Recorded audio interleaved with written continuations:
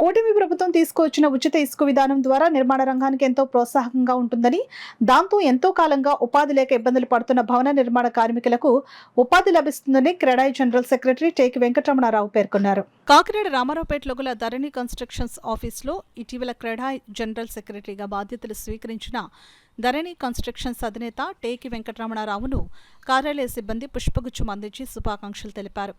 ఈ సందర్భంగా CREDAI general secretary Teki Ramanarao మాట్లాడుతూ, తనను క్రెడాయి జనరల్ సెక్రటరీగా ఎన్నుకున్న బిల్డర్స్ అసోసియేషన్ సభ్యులకు కృతజ్ఞతలు తెలియజేశారు. తనపై ఉంచిన బాధ్యతను సమర్థవంతంగా నిర్వహించి సంస్థకు మంచి పేరు తీసుకువచ్చే విధంగా పనిచేస్తానని అన్నారు.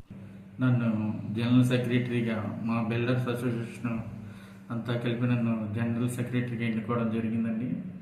దీనికి మా సీనియర్స్ అయిన రాయుడు గారు, స్టేట్ చైర్మన్, అలాగే చంద్రశేఖర్ గారు, బలరామ్ గారు, వీళ్ళందరూ మమ్మల్ని ఎంతో మద్దతు ఇచ్చి నన్ను జనరల్ సెక్రటరీగా చేయడం జరిగిందండి.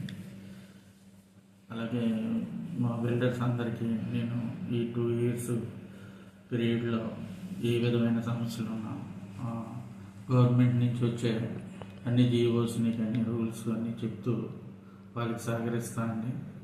అలాగే కాకినాడ పట్టణం అభివృద్ధికి మా అసోసియేషన్ తరపు నుంచి పూర్తిగా సహకారం అందిస్తాం. కొత్తగా ఎన్నికైన ప్రభుత్వం, అలాగే మా కొత్తగా ఎన్నికైన మా general body builders association body నుంచి రావడం వల్ల చాలా సంతోషంగా ఉంది. ఈ ప్రభుత్వం ఉచిత ఇసుకను ప్రకటించడం వల్ల నిర్మాణ రంగానికి ఎంతో ప్రోత్సాహంగా ఉంటుందని, దానివల్ల ఈ వర్కర్స్ అందరూ లబ్ధి పొందుతారని, అలాగే కన్స్ట్రక్షన్లో కూడా కొంచెం రేటు విషయంలో కూడా సౌలభ్యం దొరుకుతుందని మేము ఎంతో ఉత్సాహంగా ఉన్నామండి. అందరం కూడా ఇదంతా కూడా ప్రభుత్వానికి, మన పట్టణానికి ఎంతో తోడ్పాటునిస్తుందని చాలా సంతోషిస్తున్నాం.